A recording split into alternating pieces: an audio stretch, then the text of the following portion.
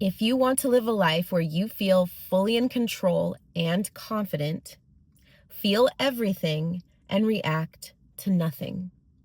So maybe in your life you've been told that you're too much, you're too sensitive, you're too intense, and when people have told you that, you feel shameful for who you are. And the world has offered us two remedies to help with this overabundance of yourself. And these two remedies are a complete lie, by the way. The first one being to suppress your emotions, because when you suppress your emotions, that's where strength comes from. If you're going through something and you don't show it and you don't feel it and you just push those emotions down, then you're categorized as strong. And unfortunately, I feel like a lot of men have to deal with that standard, and it has caused a mental health epidemic. Not even just men, but women that suppress our emotions. So that's one lie we were taught. Suppress your emotions because it makes you strong. The other one being when you explode emotionally, when you just have this explosion of emotions, that's you being authentic. You're being your authentic self when you're having a complete temper tantrum in the middle of Walmart because of whatever. That's another lie that we've been told. When you just are overreactive and super dramatic and just loud, that is you being authentic.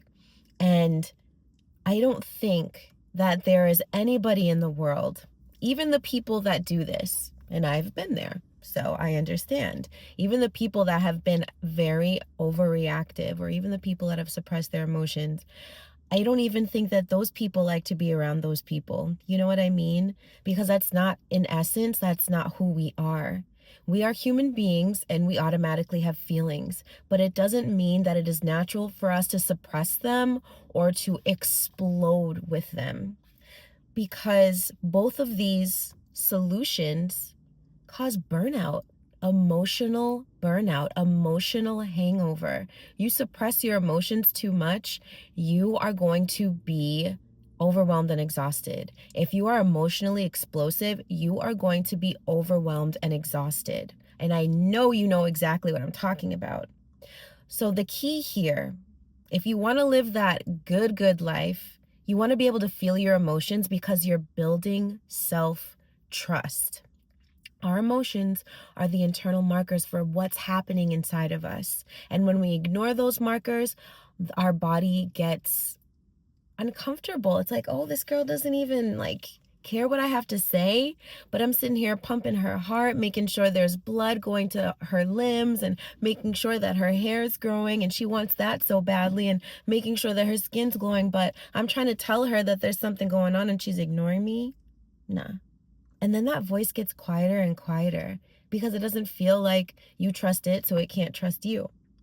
And also, when we emotionally explode, we're not trusting ourselves that we can regulate that and be angry in a healthier way, or be emotional in a much healthier way. Because when we allow ourselves to feel the emotions, but do so in control, we have better relationships, period. I mean, I'm sure you've either experienced somebody, have heard of somebody, or have been that person that suppressed your emotions and then eventually you explode, or just every time you explode. How great have your relationships been? I can say mine weren't that great.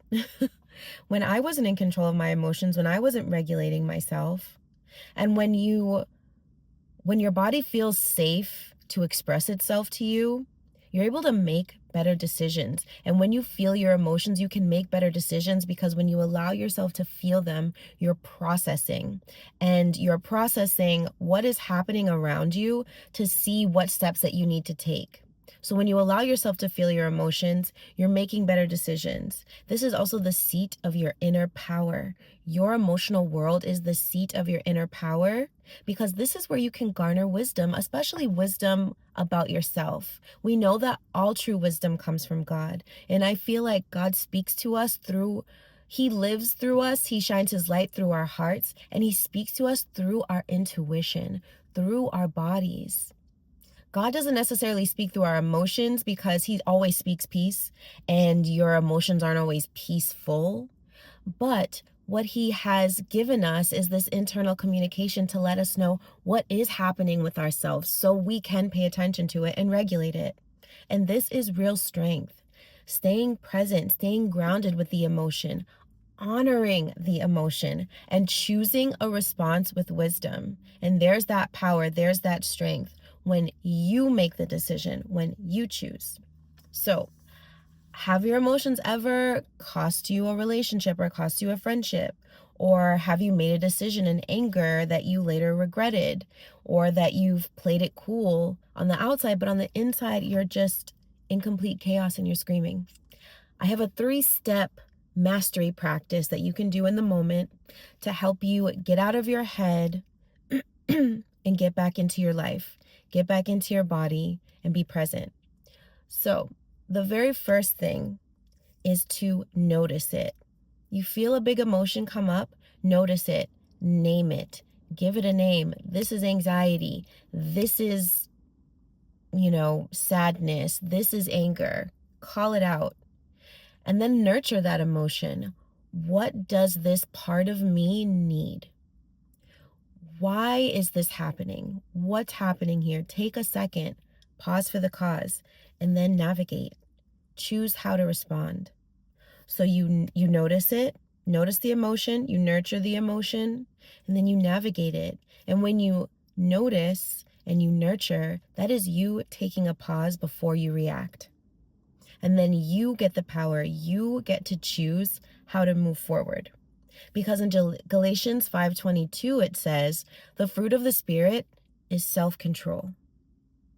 And remember, yesterday in our video, we were talking about how if we are angry and we let anger rule us, that's the sinning part, is when we don't have control of ourselves, don't have control of our anger. So it is a fruit of the Spirit to be in self-control. So when you notice, you nurture, and you navigate, that's a quick 3-step little practice to get yourself into that masterful mode. Okay? So when you master how your emotions come out, when you master the art of you being in charge of your emotions, you will master your confidence, clarity, and calling. Okay? Beautiful flower, I hope this was helpful. Let me know in the comments if you're going to try the Notice, Nurture, and Navigate response. Please subscribe to the channel if you have been digging what we're doing. I've got a lot of exciting things coming down the pike, and it's just a blessing to be able to connect with you every single day here on this amazing platform. Now get out into that world and be that emotionally regulated queen that God has put you on this earth to be. And until next we meet, be blessed, y'all.